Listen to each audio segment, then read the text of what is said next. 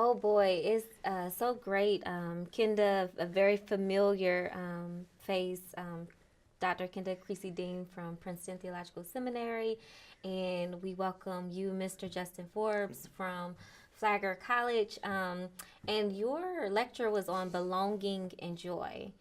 And something you did, which is not always easy to do, but you had confessions related to youth ministry and this idea of belonging. Would you be willing to share with us the confessions you shared today at the lecture? Sure. Yeah. You can so go first. Joy. Let's start with our confessions of failure. Great. Yeah, I think for me, part of my confession in youth ministry is that I have wanted to be and kind of believed that I was enough for kids. And so in the lecture today, we talked about a foster kid that we had to essentially go through this process of failing. And so my confession is that there's all these kids over the years that I've been with that I wasn't enough for them. And as much as I wanted to be, I couldn't be what they needed. And at best, what I had to offer was provisional. But most of the time, I didn't understand that. And so I wanted to be something for them that I never could. So. Yeah, when Justin was sharing that story, I mean, what he considers failure, I often look at his ministry and think how heroic it is. Because compared to my ministry, what I confessed was, you know, the kinds of kids that Justin had and his family have worked with to provide homes and to provide love and support in these enduring ways, not just drop in and drop out. My ministry's never come close to that. I've never risked working with a kid who I am so likely to fail with.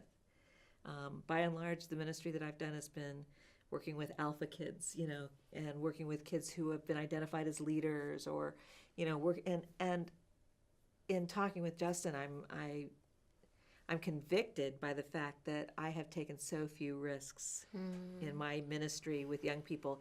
In fact, we talked about the fact that I've bet on safe horses. You know, I've avoided kids that I thought were high risks in terms of my ministry might not be effective with them.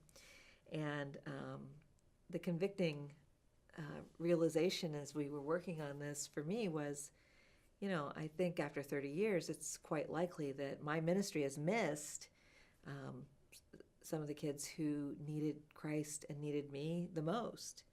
And it's not just that I failed them. I didn't even see them. I didn't even notice them.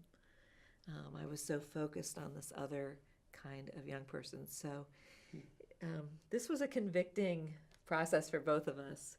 And, you know, we tried to stay ruthlessly honest with our own ministries as we were doing it.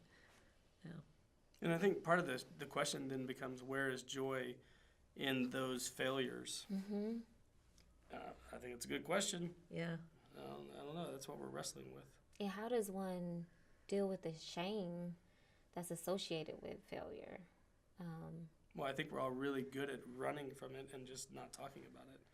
And I think part of what, maybe this is a coping mechanism, we keep going back for more. You know, it's in some ways you wonder, is that healthy? I don't know, but you know, as I think about the ministry that I've done and what I've done, I don't think I've hit all the right notes on it.